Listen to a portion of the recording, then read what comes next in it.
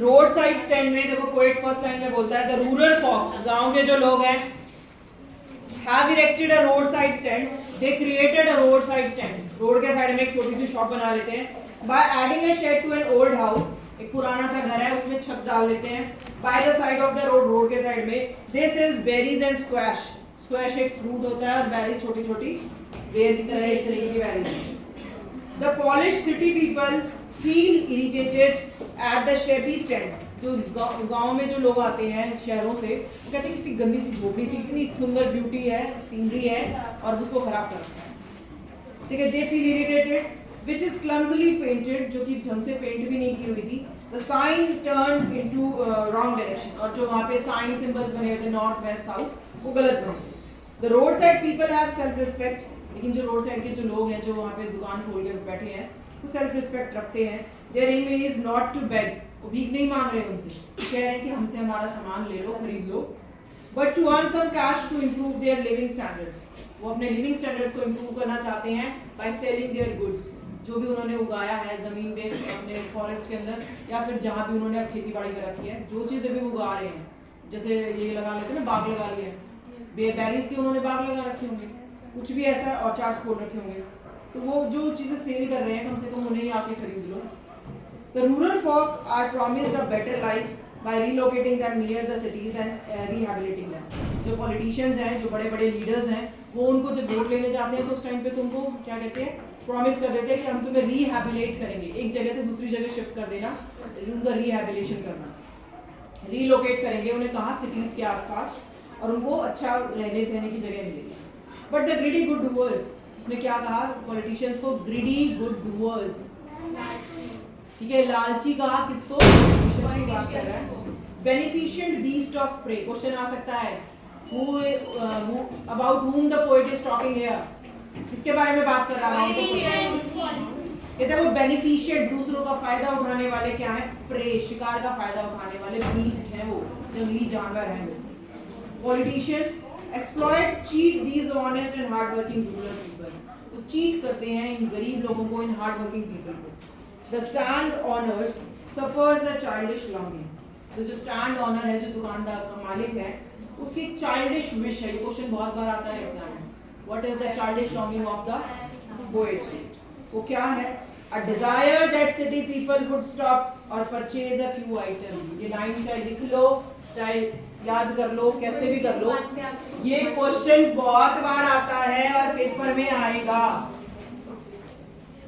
नहीं लिखा हो किसी ने तो लिख लो भाई, मैं तो यही कहूंगी, ठीक है। What was the childish longing, question की लैंग्वेज कुछ भी हो सकती है, उसके पीछे मत जाना, लेकिन अगर चाइल्डिश लॉन्गिंग वर्ड आ जाए तो सीधा सीधा वो पूछ रहा है कि उसकी बचपन की क्या इच्छा रही है, ठीक है, और वो चाइल्डिश लॉन्गिंग उसकी क्या रही है, डिजायर, उसकी विश है, डिजायर वर्ड की जगह विश लिख सकते हो, तुम्हें जो याद हो जाए इजीली वो लिख लेना, desire that city people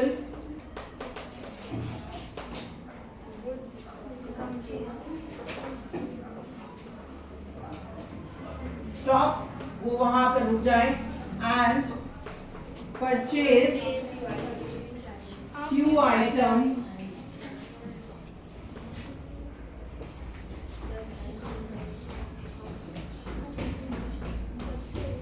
thus helping them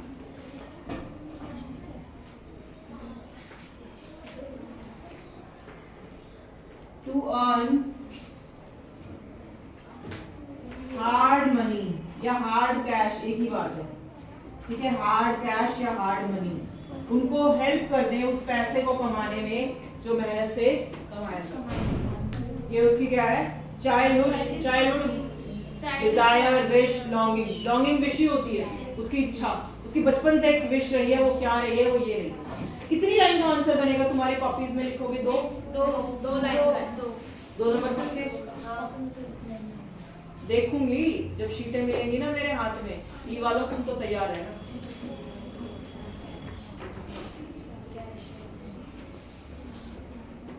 बेटे धूप में बिठा के अच्छे से सेकूंगी।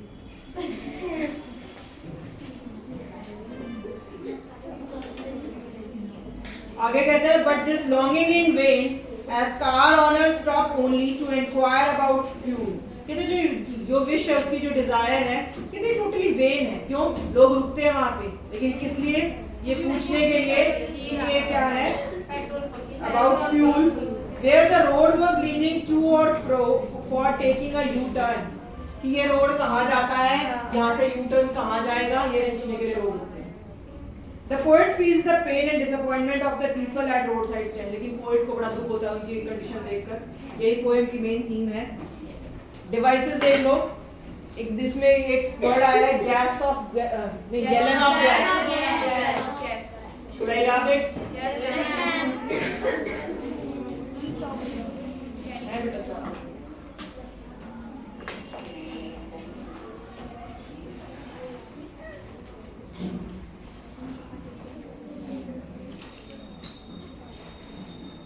करने वालों के लिए रास्तों की कमी नहीं, ना करने वालों के लिए बहानों की कोई कमी नहीं। इसलिए पेपर की तैयारी के लिए कोई बहाना माइंड में आता भी है ना तो भी कि मैडम ने बोला था ऐसे कर ले, कर लो, क्योंकि दोबारा टाइम नहीं मिलेगा, दोबारा 12th क्लास नहीं आएगी।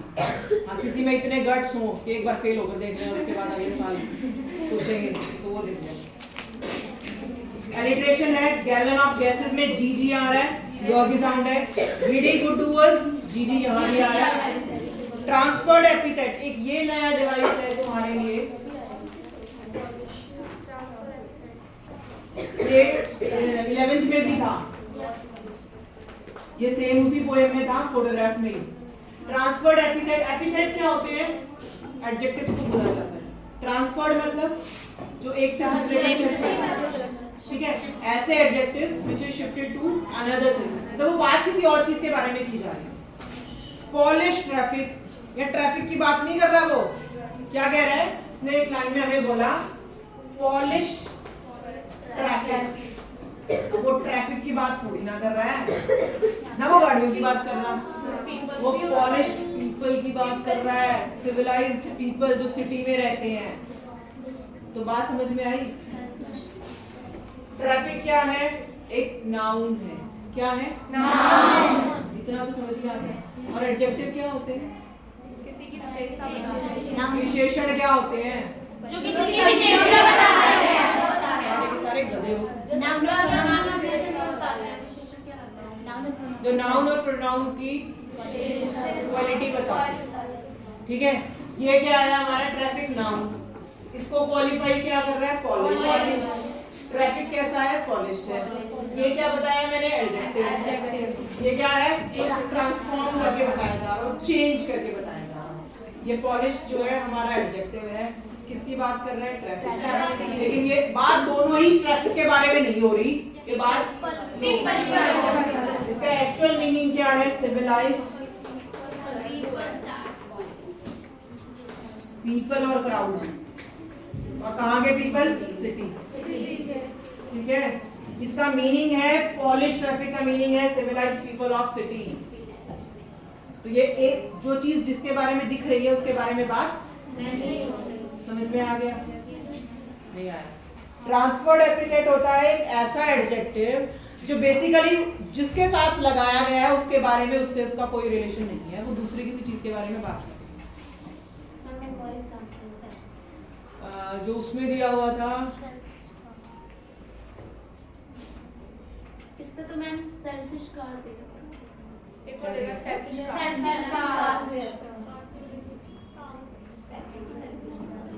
सेल्फिश कार बुक में कहीं है ये सेल्फिश कार? ठीक है। दूसरा अगर इसमें दे रखा है, देखो सेल्फिश कार का मतलब ये कार के बारे में बात नहीं कर रहा। कार सेल्फिश क्या होगी? अपने आप चलेगी, ठीक है। ऐसा तो नहीं कि वो अपने आप चल रही, उसको चलाने वाला कौन है? तो ये सेल्फिश कार की बजाय, ट्रैफिक की बजाय पीपल की बात कर रहा है वो। हंसी क्यों आ रही?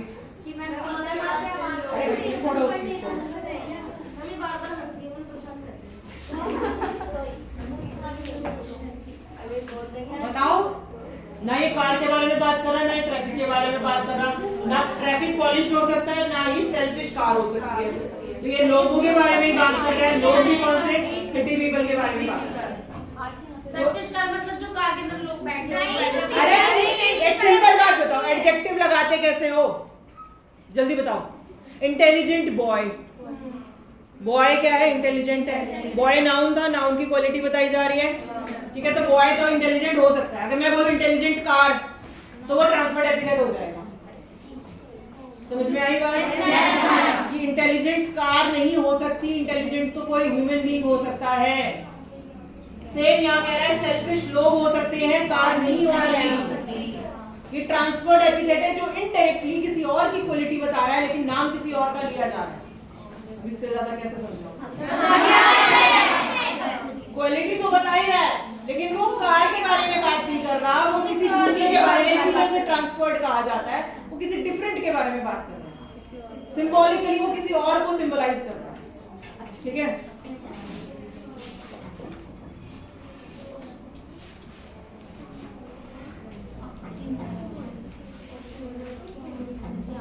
ऑक्सीमोरन मैंने बता दिया, दो अपोजिट वर्ड साथ लगे हुए हो तो वहां ऑक्सीमोरन होता है। ग्रीडी और गुड लगा रखा है, या तो लालची होगा या अच्छा होगा, तो दोनों अपोजिट है, एक दूसरे के साथ लगा रखे हैं।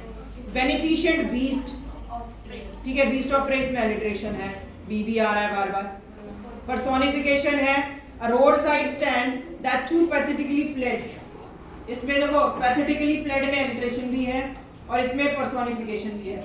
कह रहा है रोड साइड स्टैंड, स्टैंड को उसने लिविंग बना दिया है कि जिसकी दयनीय स्थिति है, इंसान की दयनीय स्थिति होती है, किसी बिल्डिंग की दयनीय स्थिति थोड़ी ना होगी, ठीक है। तो उसने उसको किसके साथ कंपेयर कर दिया? उस छोटी सी दुकान को ह्यूमन क्वालिटी दे दी। पर्सोनिफिकेशन एक तरीके से ये मान के चलो जिसमें किसी को नॉन लिविंग को लिविंग वाली क्वालिटी दे दी। अब दयनीय स्थिति दुकान की तो नहीं हो सकती, इंसान की हो सकती है, ठीक है। तो उसमें उसे क्या कहा? पैथेटिक प्लेड है। फिर कहता है sadness that lurks near open window. कहता है सैडनेस जो है वो लटक रही है। सैडनेस लटक सकती है? अब ये वो कह रहा है कि मैम इंसान कहाँ लटकते हैं ठीक है। लेकिन अपने आप जो होने वाली चीजें हैं, open window there that waits all day, जो सारा दिन इंतजार करते हैं, जो ऊपर खिड़की पे लटकी हुई जो चीजें हैं वो सारा दिन इंतजार करती है। चीजें इंतजार कर सकती है? इंसान इंतजार करती है।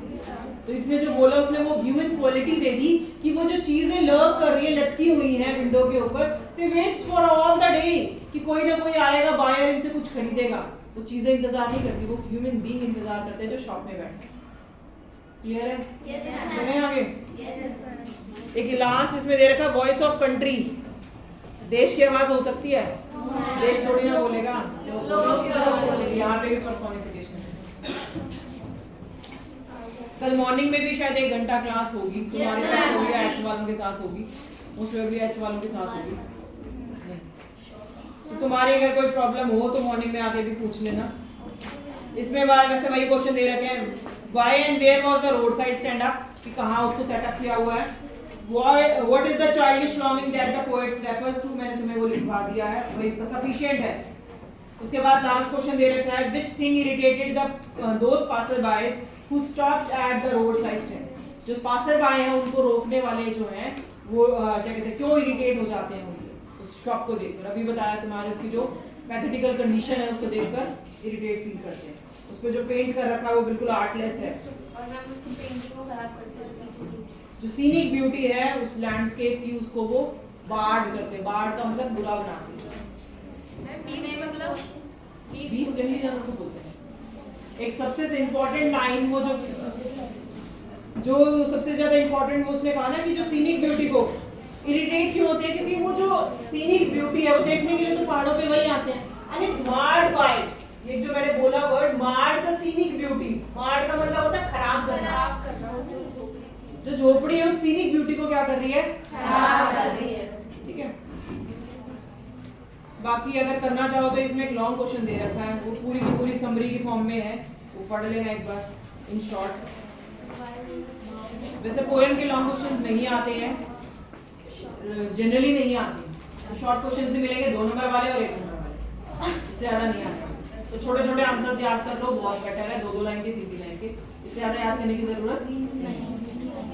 थिंग ऑफ ब्यूटी हम बहुत बार कर चुके हैं, जब अभी जो तुम्हारा यूटी था तब भी रिवाइज कराई होगी। थिंग ऑफ ब्यूटी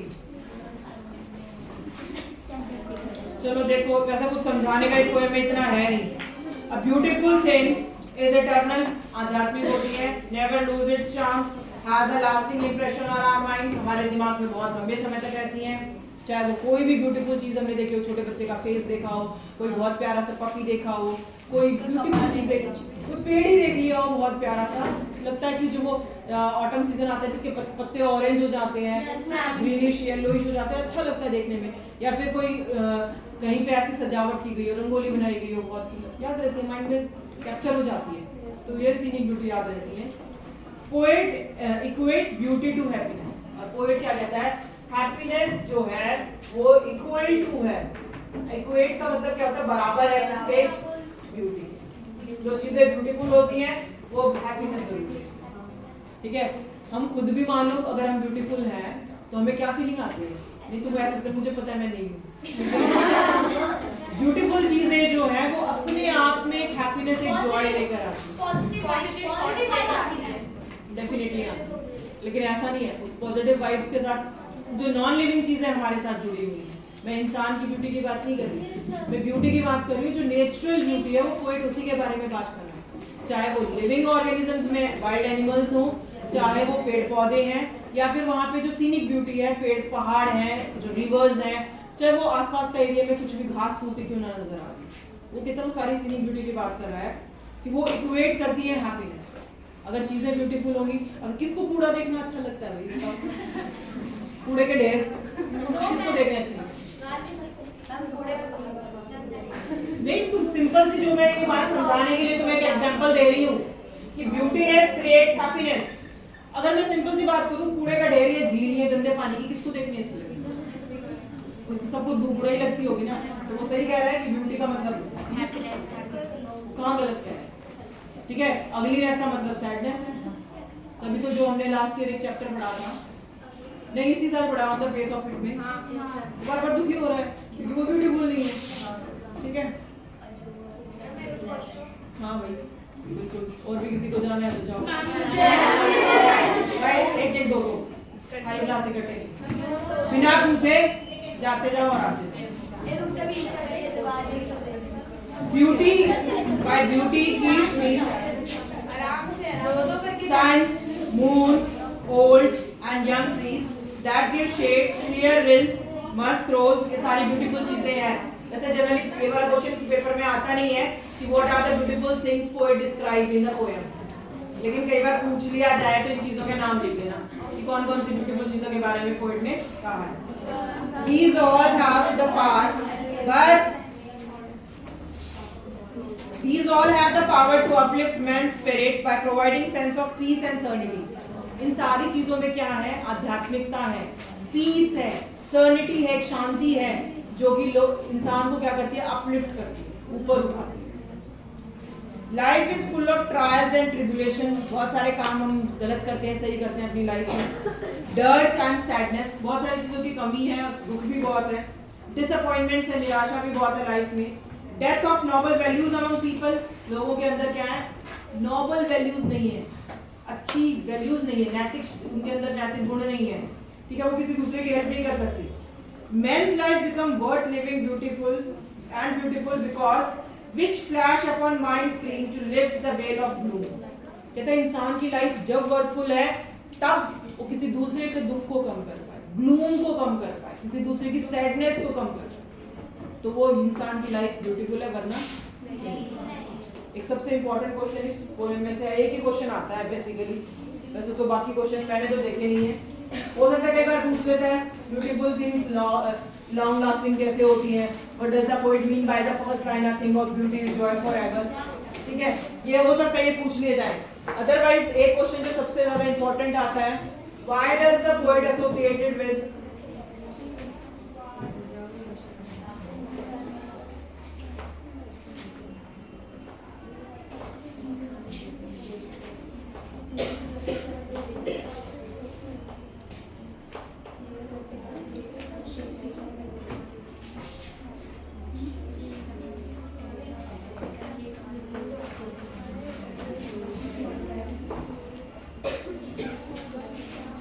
इस पोएम का सबसे इंपॉर्टेंट क्वेश्चन है ये, ठीक है, why does the poet associate grandeur with the mighty dead?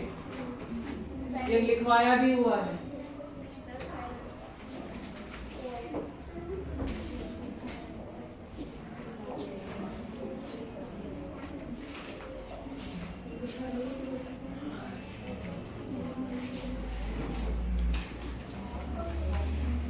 इसका आंसर अगर लिखना है तो वो भी लिख लो, 2 ही लाइन में दिया हुआ है। तो कहते हैं ग्रैंड लीगेसी। लीगेसी क्या होती है?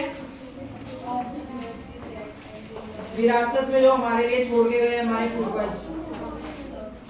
ऑफ द माइटी डेड, जो पूर्वज हमारे हैं जो मर गए हैं, वो जो हमारे लिए ग्रैंड लीगेसी छोड़ के गए हैं। एंड द लवली टेल्स, जो कहानियां हमने सुनी है अपनी दादी नानी से या किताबों में पढ़ी है, that tales have sublimating effect on us. sublimating होता है